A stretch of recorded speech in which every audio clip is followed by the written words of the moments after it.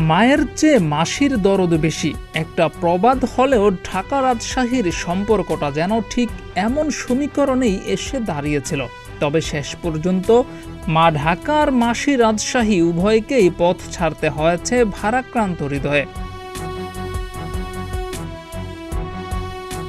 মাঠের ভেতরে ঢাকার একের পর এক উইকেট পতন, মাঠের বাইরে রাজশাহীর বুকে একের পর এক তীরবিদ্ধ হওয়া।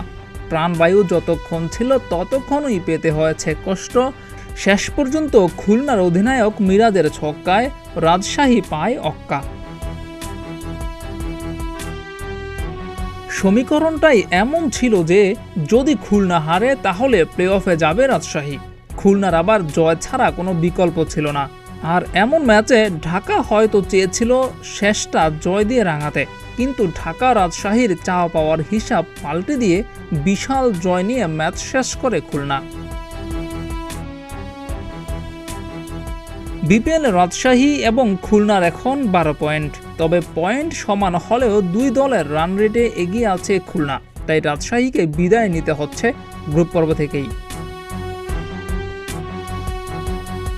জিয়াউর রহমান, প্রতিদিনের বাংলাদেশ।